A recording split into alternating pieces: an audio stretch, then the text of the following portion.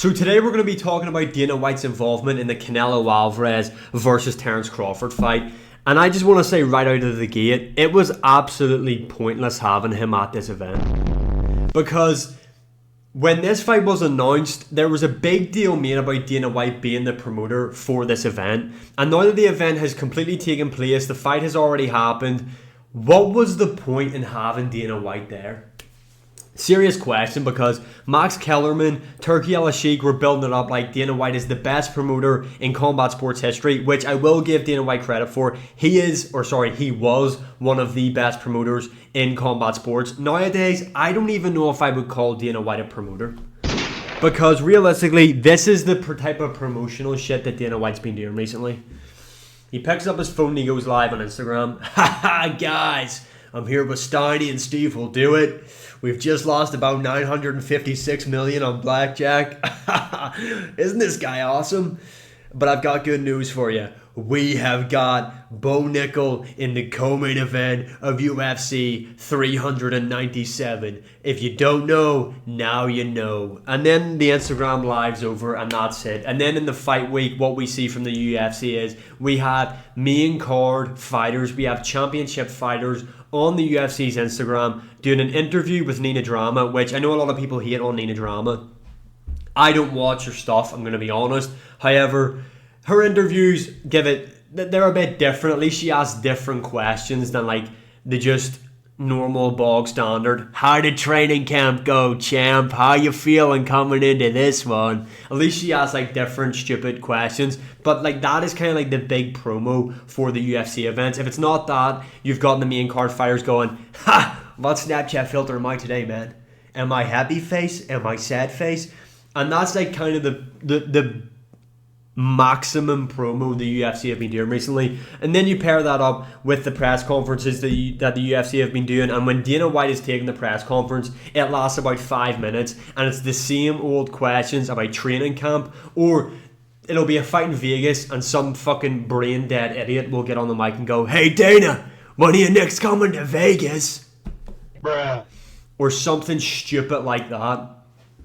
You'll never get any hard-hitting questions, which really took Dana White by surprise. That's probably like the key highlight of what he brought to the press conference, was him being bullied by that guy at the press conference for trying to get rid of the Muhammad Ali Act. Hopefully, though, Dana White does follow through with doing that interview with that guy, because maybe those were important questions to ask. Maybe it wasn't the best time to ask them at the Canelo Crawford press conference, but they are important questions that need to be answered. So hopefully Dana White does follow through, sit down with that guy and do a proper interview. But yeah, the MMA media, they always ask the same boring, shitty questions. So 6 minutes into a press conference, after all the stupid questions have been asked, Dana White's like, we're going to face these guys off. Peace and love. See you after the event, guys. See you after. And then he fucks off. Now, when John Anik does the press conferences, he lets him run for a bit longer. And then whenever you get rid of like the 5 minute basic questions, then some good questions slip out, and then you get a bit of razzmatazz with some of the fighters. But when Dana White hosts them, he gets up there,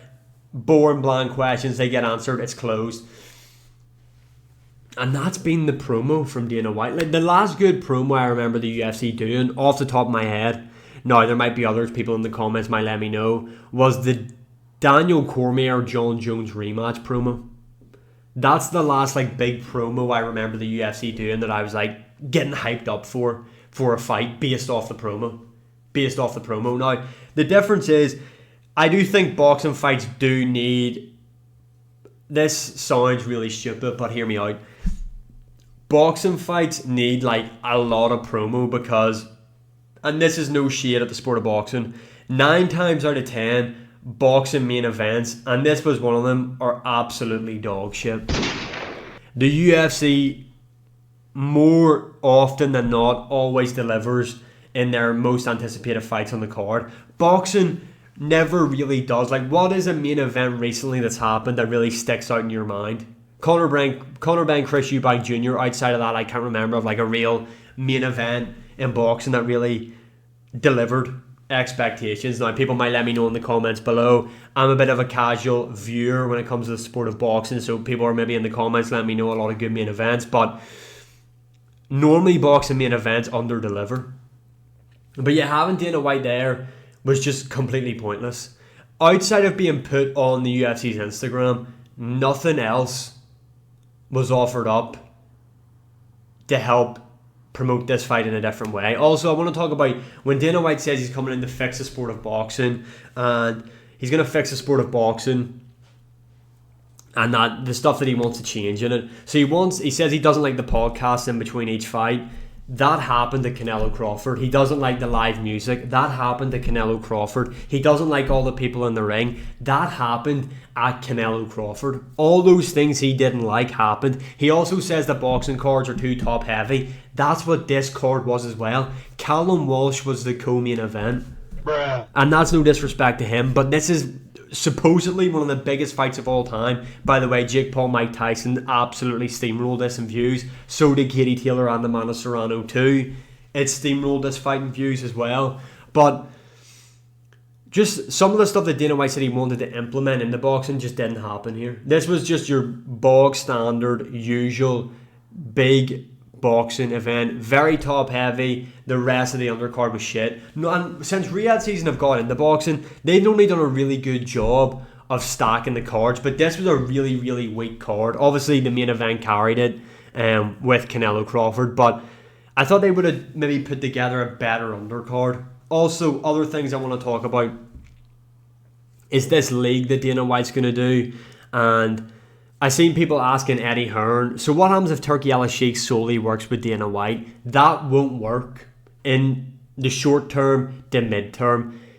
Eddie Hearn, Matchroom Boxing, Queensbury, Golden Boy, Top Rank, they have all of the best fighters. PBC, they have all of the best fighters signed. So anyone that's signing the TKO are going to be unknown fighters, which in years to come, they probably could end up being built up properly. But if they're going to fight under a league structure, they're not going to get a chance to mix in with any of the bigger names. Now, Dana White has said it's going to be a contender series like thing, and then they're going to graduate the fight on ring Riyadh season cards. But who's to say that the quality of fighter Dana White's going to sign to his organisation is world level, fringe world level? Say these guys end up at the top of this league, they go to ring, and then they end up mixing in with the actual world champions. They could end up being smoked because none of the good high level boxers are going to sign to this organisation, because this organisation isn't going to work with the WBC right away, the IBF, the WBO, the WBA. So they're going to go to the likes of Matchroom, Queensbury, Golden Boy, PBC, because they're proven, they work with the government bodies. So I don't really see how this league works. All the big fighters are already with different promotional companies, and the league format that they're looking to run isn't going to work. And if Turki Al-Sheikh solely signs to Dana White, well then he's not going to get a chance to work with all these other fighters in the short to mid term, because they're all on multi-fight contracts with these other MMA organisations. So I don't see how Dana White's boxing league works, to be honest. I think this guy should just stop with the boxing, focus on your fucking company, the UFC. Build it up. This company is in dire need of stars. It's in dire need of better promo. So fucking focus on that instead of boxing.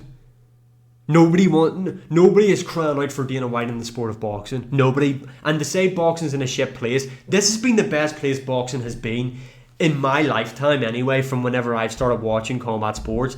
This is the time where the best are fighting the best. So I don't get Dana White's involvement in boxing. Build up the UFC. You're needed there. You're not needed here.